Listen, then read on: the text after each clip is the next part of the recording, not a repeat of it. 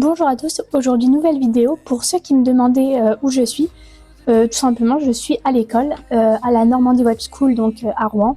Et bref, ce n'est absolument pas le thème de la vidéo.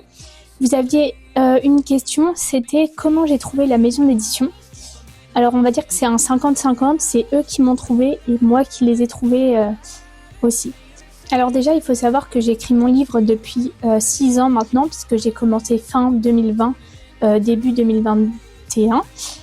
Et ça fait vraiment 2 ans que j'ai décidé de l'éditer. J'ai envoyé à plusieurs maisons d'édition. J'ai eu que des réponses négatives ou pas de réponse du tout.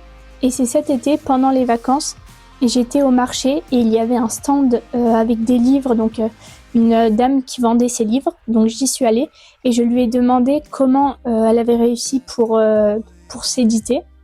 Et elle m'a tout simplement dit qu'elle s'était auto-éditée, donc qu'elle avait fait appel à une correctrice, et puis qu'elle s'était auto-éditée sur Amazon KDP. Et j'ai donc décidé de faire exactement la même chose qu'elle. J'ai payé exactement la même correctrice qu'elle, puisque c'est elle qui me l'a conseillé, et on a beaucoup discuté, et je l'ai trouvée hyper sympa, très professionnelle, et voilà.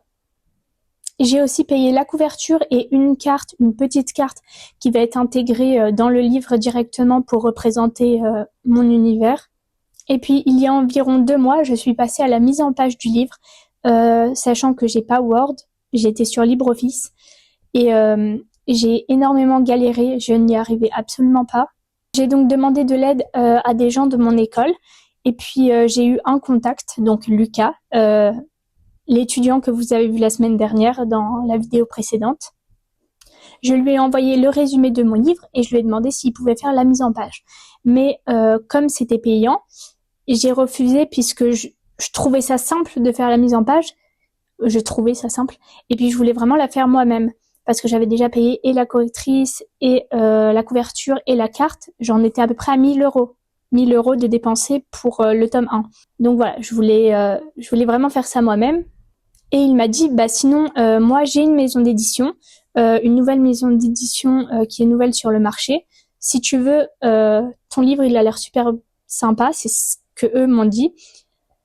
Donc ils ont lu le résumé et ils l'ont trouvé bien. Et comme Lucas a expliqué la semaine dernière, il voulait me donner ma chance, on va dire. Et c'est pour ça que j'ai signé un contrat avec eux. Donc voilà, c'est eux qui sont venus à moi et en même temps c'est moi qui suis venue à eux. Donc voilà. Sur ce, si vous avez d'autres questions, n'hésitez pas en commentaire, je serai ravie d'y répondre. À la semaine prochaine, croyez en vos rêves.